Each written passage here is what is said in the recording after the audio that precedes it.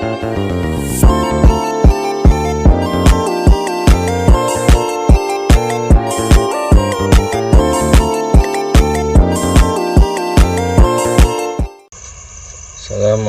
warahmatullahi wabarakatuh. Perkenalkan, nama saya Adil Fatwa, NIM 221313 RA3 Manajemen Semester 3. Baiklah, di sini saya akan mempresentasikan materi awal sampai akhir mata kuliah teori ekonomi yang diampu oleh Bapak Dosen Muhammad Teguh Setiadi, SEMM, CTMP, CMC, CPGM, CPLM, CIB untuk memenuhi tugas ujian akhir semester.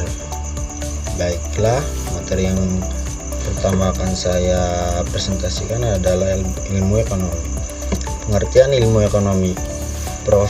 P.A. Samuelson menyatakan ilmu ekonomi adalah suatu studi bagaimana orang-orang dan masyarakat membuat pilihan dengan atau tanpa penggunaan uang, dengan menggunakan sumber daya yang terbatas tetapi dapat dipergunakan dalam berbagai cara untuk menghasilkan berbagai jenis barang dan jasa dan mendistribusikannya untuk keperluan konsumsi sekarang dan di masa datang kepada berbagai orang dan golongan masyarakat secara global. Maka bisa dikatakan ilmu ekonomi yaitu suatu ilmu yang di dalamnya mempelajari bagaimana usaha manusia akan bertingkah laku untuk mencukupi segala keperluannya dengan pilihan sumber dayanya bersifat sangat terbatas dan tidak sebanding dengan kebutuhannya yang pastinya tidak terbatas. Selanjutnya, tingkah laku konsumen. Teori tingkah laku konsumen dapat dibedakan dalam dua macam pendekatan. Pendekatan nilai guna atau utility kardinal dan pendekatan nilai guna ordinal atau dengan analisis kurva kepuasan sama. Tingkah laku seorang konsumen untuk memilih barang-barang yang akan memaksimumkan kepuasannya ditunjukkan dengan bantuan kurva kepuasan sama, yaitu kurva yang menggambarkan gabungan barang yang akan memberikan nilai guna atau kepuasan yang sama. Faktor-faktor produksi. Faktor-faktor produksi yang tersedia dalam perekonomian akan menentukan sampai di mana suatu negara dapat menghasilkan barang dan jasa. Faktor produksi yang tersedia dalam perekonomian dibedakan dalam 4 jenis, yaitu yang pertama tanah dan sumber daya alam, kedua tenaga kerja, yang ketiga modal, yang keempat kewirausahaan. Selanjutnya, perkembangan teori ekonomi. Teori pertumbuhan ekonomi awalnya dibangun berdasarkan pengalaman empiris para ahli ekonomi, sehingga teori-teori mereka dapat dijadikan sebagai dasar untuk memperhitungkan dan membuat kebijakan ekonomi di berbagai negara. Perkembangan ekonomi adalah proses perkembangan berupa kenaikan dalam jangka panjang dari satu negara atau perusahaan untuk menyediakan banyak barang yang mendukung perkembangan ekonomi yang disesuaikan dengan tingkat kebutuhan. Teori ekonomi menggunakan model-model abstrak dalam melihat bagaimana terbentuknya sebuah harga komoditi dan bagaimana sumber daya dialokasikan. Selanjutnya, teori klasik. Menurut Adam Smith, pertumbuhan ekonomi sebenarnya berdasarkan pertambahan penduduk. Dengan jumlah penduduk yang terus bertambah, maka terdapat pula pertambahan output atau hasil produksi ekonomi.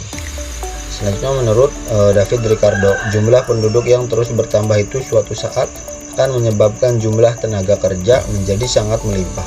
Kemudian, kelebihan tenaga kerja inilah yang akan mengakibatkan upah menjadi turun. Upah tersebut pun hanya bisa digunakan untuk membiayai taraf hidup minimum suatu negara, sehingga berdampak pada perekonomian yang selanjutnya akan mengalami kemacetan atau jadi tidak lancar atau stationary state. Selanjutnya ada teori neoklasik. Menurut Joseph Schumpeter, pertumbuhan ekonomi suatu negara baru dapat terjadi apabila para pengusahanya mengadakan inovasi serta mampu mengadakan kombinasi baru atau investasinya itu atau proses produksinya. Selanjutnya, menurut Robert M. Solow, pertumbuhan ekonomi merupakan rangkaian dari kegiatan yang bersumber pada manusia, akumulasi modal, penggunaan teknologi modern, dan hasil atau output.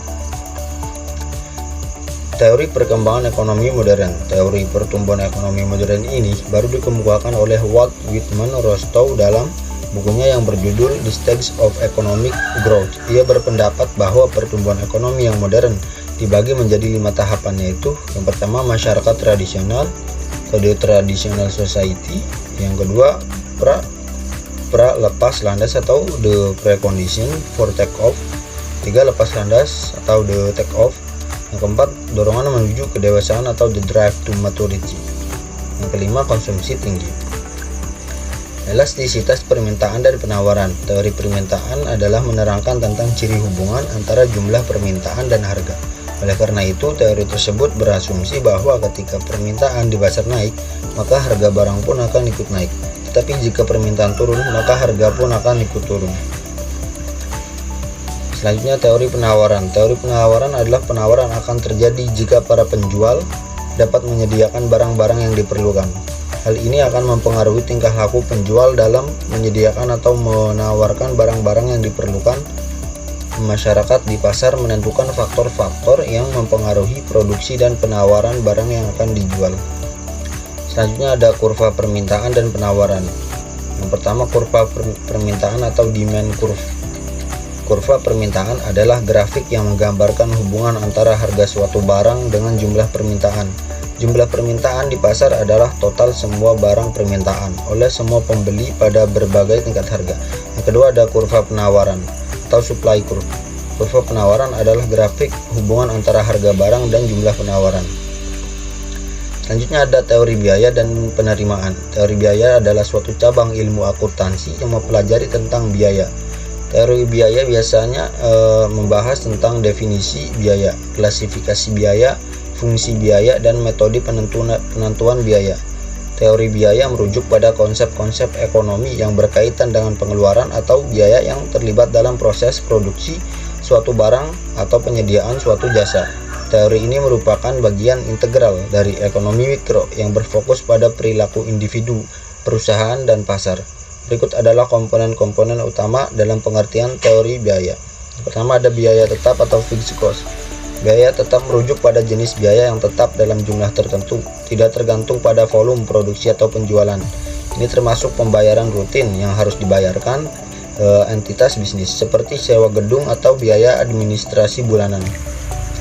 Jenis-jenis teori permintaan. Teori penerimaan konsumen menjelaskan bagaimana konsumen menerima dan menanggapi informasi tentang harga, kualitas, dan ketersediaan barang dan jasa. Teori ini digunakan untuk memahami perilaku produsen dalam pengambilan keputusan produksi. Berikut teori penerimaan konsumen. Pertama ada teori nilai guna berpendapat bahwa nilai suatu barang atau jasa ditentukan oleh kegunaannya bagi konsumen. Kedua, teori utilitas berpendapat bahwa konsumen akan memilih barang atau jasa yang memberikan kepuasan atau utilitas tertinggi. Tiga, ada teori kurva indifferent berpendapat bahwa konsumen akan merasa puas jika mengkonsumsi kombinasi barang atau jasa yang berada pada kurva indifferent yang sama. Teori penerimaan produsen menjelaskan bagaimana menerima dan menanggapi informasi tentang harga, biaya, dan permintaan barang dan jasa. Teori ini digunakan untuk memahami perilaku produsen dalam pengambilan keputusan produksi. Berikut beberapa teori produsen. Teori penerimaan total. Teori penerimaan total berpendapat bahwa penerimaan produsen dari penjualan barang dan jasa adalah jumlah dari harga barang atau bisa dikalikan dengan jumlah barang atau jasa yang dijual. Teori penerimaan marginal berpendapat bahwa penerimaan tambahan yang diperoleh produsen dari penjualan satu unit tambahan barang atau jasa adalah sama dengan harga barang atau jasa tersebut. Teori biaya marginal berpendapat bahwa biaya tambahan yang harus dikeluarkan produsen untuk memproduksi satu unit tambahan barang atau jasa adalah sama dengan biaya marginal tersebut. Selanjutnya adalah tantangan dan kesempatan teori biaya dan penerimaan dalam konteks global. Dalam konteks global, teori biaya dan penerimaan menghadapi beberapa tantangan. Tantangan tersebut antara lain: yang pertama ada diversitas faktor produksi. Dalam konteks global, produsen harus menghadapi keberagaman faktor produksi yang tersedia. Hal ini dapat menimbulkan kesulitan dalam menghitung biaya produksi. Yang kedua adalah perbedaan peraturan dan kebijakan. Perbedaan peraturan dan kebijakan di berbagai negara dapat mempengaruhi biaya dan penerimaan produsen. Misalnya, produsen yang beroperasi di negara dengan tarif pajak yang tinggi akan memiliki biaya produksi yang lebih tinggi. Ketiga adalah ketidakpastian dalam konteks global. Produsen menghadapi ketidakpastian yang lebih tinggi. Ketidakpastian ini dapat disebabkan oleh faktor-faktor seperti fluktuasi harga komoditas, perubahan nilai tukar, dan perang dagang. Meskipun menghadapi tantangan, teori biaya dan penerimaan juga memiliki beberapa kesempatan dalam konteks global. Kesempatan-kesempatan tersebut antara lain, yang pertama, pasar yang lebih luas. Pasar global yang lebih luas dapat memberikan kesempatan bagi produsen untuk meningkatkan penjualan dan keuntungan. Yang kedua, pemanfaatan sumber daya yang lebih efisien. Perbedaan faktor produksi yang tersedia di berbagai negara dapat dimanfaatkan oleh produsen untuk menghasilkan barang atau jasa dengan biaya yang lebih efisien.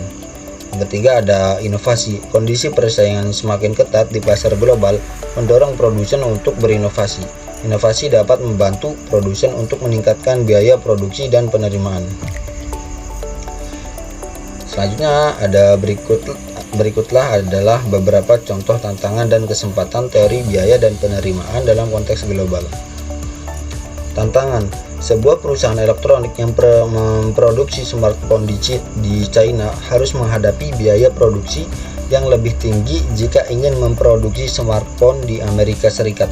Hal ini disebabkan oleh perbedaan biaya tenaga kerja dan biaya bahan baku di kedua negara tersebut. Kedua, kesempatan. Sebuah perusahaan teknologi informasi yang memproduksi perangkat lunak dapat memperluas pasarnya ke berbagai negara di dunia. Hal ini dapat meningkatkan pendapatan dan keuntungan perusahaan tersebut.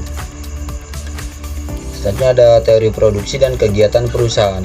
Teori permintaan adalah menerangkan tentang ciri hubungan antara jumlah permintaan dan harga. Oleh karena itu, teori tersebut berasumsi bahwa ketika permintaan di pasar naik, maka harga barang pun akan ikut naik. Tetapi jika permintaan turun, maka harga pun akan ikut turun. Bentuk-bentuk organisasi perusahaan. Perusahaan adalah institusi atau lembaga yang menggunakan atau memanfaatkan dan mengorganisasikan faktor-faktor produksi untuk menghasilkan suatu barang-barang dan jasa-jasa. Organisasi atau lembaga yang digolongkan sebagai perusahaan dalam banyak literatur hanya terdiri atas 3 macam. Yang pertama, ada perusahaan perorangan atau proprietorship, yaitu perusahaan yang dimiliki secara perseorangan atau single owner, tidak dikerjakan seorang, yang memiliki tanggung jawab yang tidak terbatas atau unlimited liability. Yang kedua, ada kerjasama usaha, persekutuan atau partnership, semisal CV atau firma. Orang-orang yang tergabung dalam perusahaan ini, beberapa diantaranya memiliki tanggung jawab yang tidak terbatas atau unlimited liability, sebagaimana layaknya usaha perseorangan.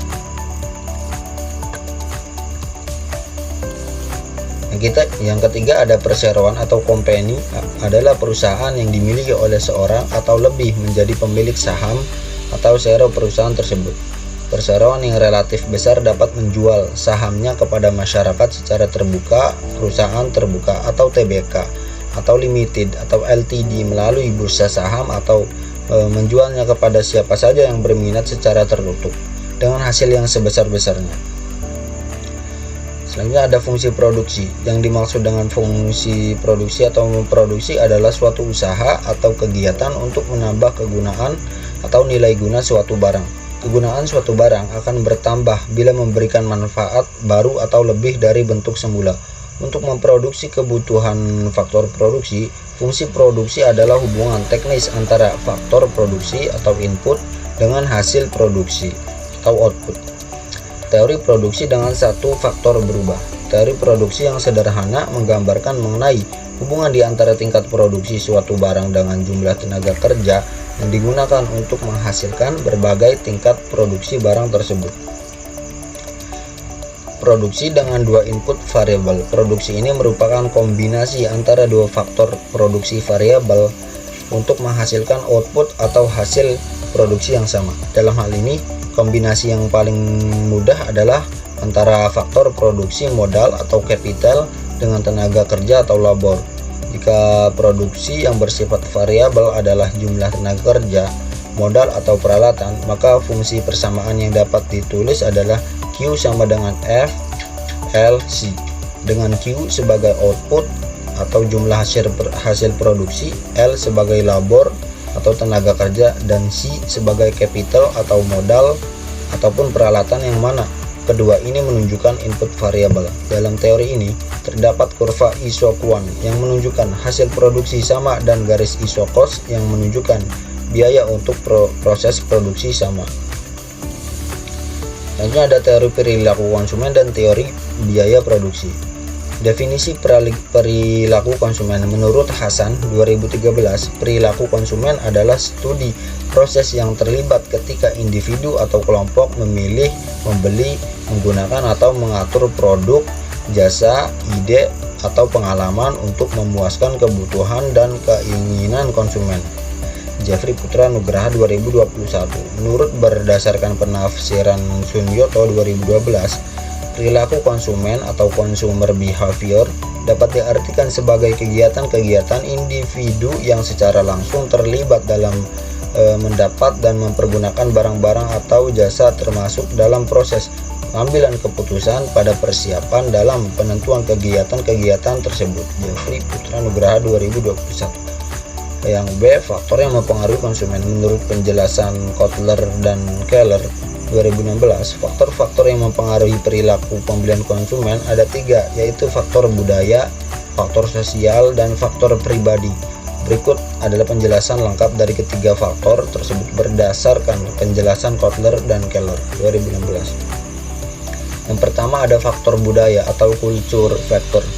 Faktor budaya terdiri dari subbudaya yang lebih menampakkan identitas serta sosialisasi khusus bagi para anggotanya. Yang kedua ada faktor sosial atau social faktor. Selain faktor budaya, faktor sosial seperti kelompok referensi atau reference group, keluarga atau family, serta peran sosial dan status atau role and status turut mempengaruhi dalam perilaku pembelian. Yang ketiga ada faktor pribadi atau personal factor. Keputusan pembelian konsumen juga dipengaruhi oleh karakteristik pribadi. Selanjutnya ada definisi teori biaya produksi. Menurut Mulyadi 2009, biaya produksi adalah biaya yang terjadi untuk mengolah bahan baku menjadi produk jadi yang siap untuk dijual. Contohnya adalah biaya depresiasi mesin dan equipment, biaya bahan baku, biaya bahan penolong, biaya gaji karyawan yang digunakan yang bekerja dalam bagian-bagian baik langsung maupun tidak langsung, hubungan dengan proses produksi. Pengertian biaya produksi dalam arti sempit adalah pengorbanan sumber ekonomi yang untuk memperoleh aktiva. Sedangkan dalam arti luas, biaya produksi adalah pengorbanan sumber ekonomi yang diukur dalam satuan uang yang dilakukan untuk tujuan tertentu. Ahyari 1979. Biaya produksi juga merupakan biaya yang dipakai untuk menilai persediaan yang dicantumkan dalam laporan keuangan dan jumlahnya relatif lebih besar daripada jenis biaya lain yang selalu terjadi berulang-ulang dalam pola yang sama secara rutin. Mas'ud 2009. Selanjutnya ada struktur pasar. Struktur pasar adalah keadaan pasar yang memberikan petunjuk tentang aspek-aspek yang memiliki pengaruh penting terhadap perilaku usaha dan kinerja pasar, antara lain jumlah penjual dan pembeli, hambatan masuk dan keluar pasar, keragaman produk, sistem distribusi, dan penguasaan pasar. Menurut Daya 2001, struktur pasar adalah suatu variabel yang digunakan dalam menentukan perilaku perusahaan, dan struktur pasar akan menentukan sebuah kinerja. Selanjutnya, kinerja dapat memiliki pengaruh terhadap pembentukan struktur pasar. Selanjutnya ada elemen struktur pasar. Menurut Jaya 2001 terdapat 3 elemen utama, yaitu yang pertama pangsa pasar, yaitu bagian dari keseluruhan permintaan suatu barang yang mencerminkan golongan konsumen menurut ciri khasnya. Yang kedua, konsentrasi, merupakan kombinasi pangda dasar dari perusahaan-perusahaan oligopoli. Yang ketiga, hambatan untuk masuk, yaitu cara atau usaha dari perusahaan atau para pelaku industri untuk dapat masuk ke dalam pasar.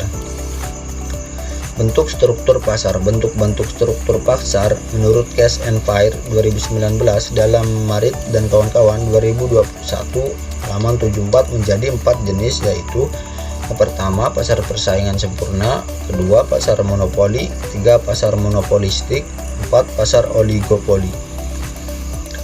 Selanjutnya ada pendapatan nasional. Pendapatan nasional adalah jumlah pendapatan yang diterima oleh seluruh rumah tangga keluarga atau RTK di suatu negara dari penyerahan faktor-faktor produksi dalam satu periode, biasanya selama 1 tahun. Pendapatan nasional adalah jumlah nilai barang dan jasa akhir yang dihasilkan oleh suatu perekonomian dalam periode tertentu yang dihitung berdasarkan nilai pasar, di mana dalam hal ini setiap negara memiliki suatu sistem perhitungan pendapatan nasional. Jenis-jenis pendapatan nasional. Yang pertama ada produk domestik bruto atau gross domestic product. Produk domestik bruto adalah jumlah produk berupa barang dan jasa yang diperoleh dari unit-unit produksi di dalam batas wilayah suatu negara atau domestik selama satu periode.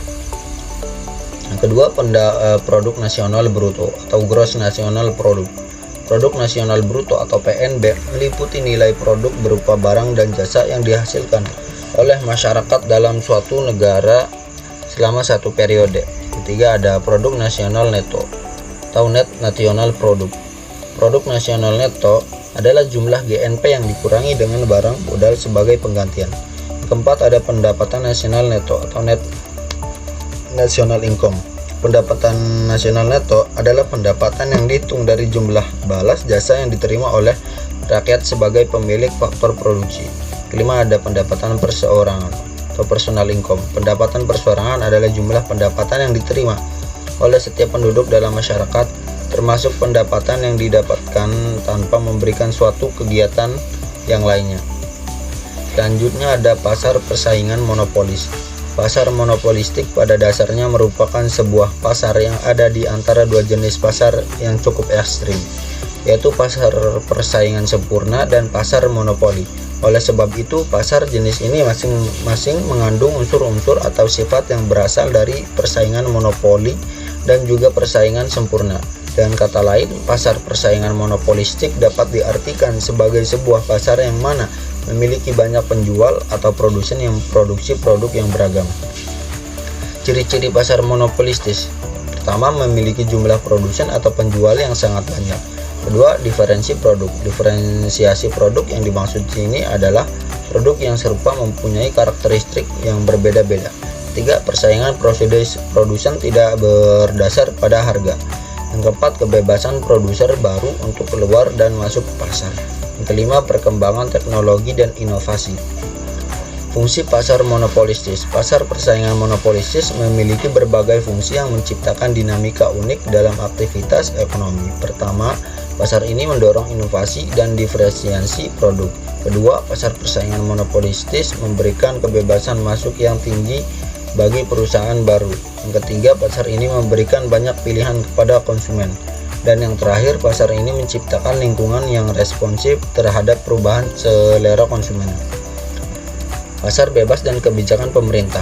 Menurut Adam Smith, apabila pemerintah tidak secara efektif terlibat dalam mempengaruhi kegiatan ekonomi, maka perekonomian tersebut tersendirinya mengatur dan membuat penyesuaian di dalam berbagai aspek kegiatan ekonomi. Dalam analisis ekonomi yang dapat pada masa ini, sistem ekonomi yang seperti yang diterangkan oleh Adam Smith di atas namakan sebagai sistem ekonomi pasar bebas.